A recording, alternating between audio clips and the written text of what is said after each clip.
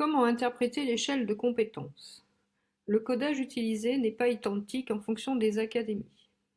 Pour l'Académie d'Orléans-Tours, le codage est en 4 niveaux, s'explicite pour le premier et second degré, de la compétence non développée, non acquise au niveau 1, à la compétence fragile ou présentant des fragilités au niveau 2, puis au niveau 3 à la compétence suffisamment développée, et enfin au niveau 4 à la compétence maîtrisée.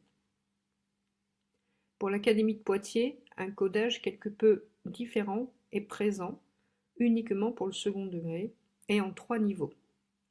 Niveau 1 à développer, niveau 2 compétences à conforter, niveau 3 compétences acquises. Nous allons expliciter l'échelle de compétences niveau par niveau, mais avant cela, nous souhaitons attirer l'attention du tuteur sur les questions qu'il doit garder présent à l'esprit au moment de renseigner cette échelle. La première question peut être formulée de la façon suivante. Le professeur des écoles stagiaires, professeur stagiaire, sera-t-il autonome dans la compétence évaluée à la rentrée prochaine lorsqu'il ne bénéficiera plus d'un accompagnement? La seconde vient compléter la précédente. Les élèves qui suivront les enseignements assurés par cet enseignant à la rentrée scolaire pourront-ils être en réelle situation d'apprentissage? Explicitons maintenant le codage par niveau de compétences. Le niveau 1, nommé différemment en fonction des académies, compétences non acquises, non développées ou à développer, est le niveau pour lequel doit être qualifiée toute compétence qui empêcherait le professeur des écoles stagiaires ou professeur stagiaire de créer dès sa titularisation les conditions permettant à tous les élèves d'apprendre, mais aussi toute compétence qui empêcherait le professeur des écoles stagiaires, professeur stagiaire, d'être professionnel face aux différents acteurs, élèves, collègues, parents, dans l'institution au sens large.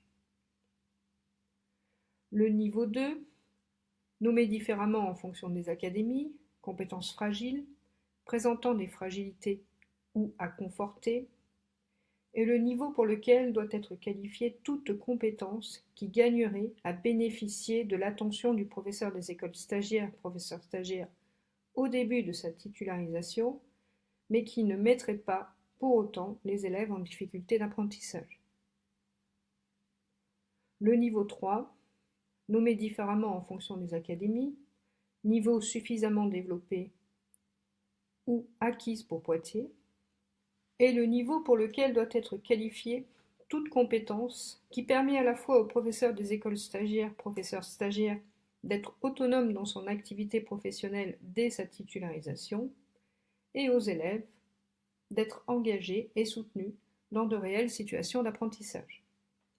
Enfin, le dernier niveau, niveau 4, nommé bien compétences bien maîtrisées ou niveau de compétences élevées, est le niveau pour lequel doit être qualifiée toute compétence que le professeur des écoles stagiaires, professeur stagiaire, est capable d'interroger par rapport aux enjeux éducatifs et pédagogiques actuels grâce à une réelle mise à distance. Comment interpréter l'échelle de compétences? Le codage utilisé n'est pas identique en fonction des académies. Pour l'Académie d'Orléans-Tours, le codage est en 4 niveaux, s'explicite pour le premier et second degré, de la compétence non développée, non acquise au niveau 1, à la compétence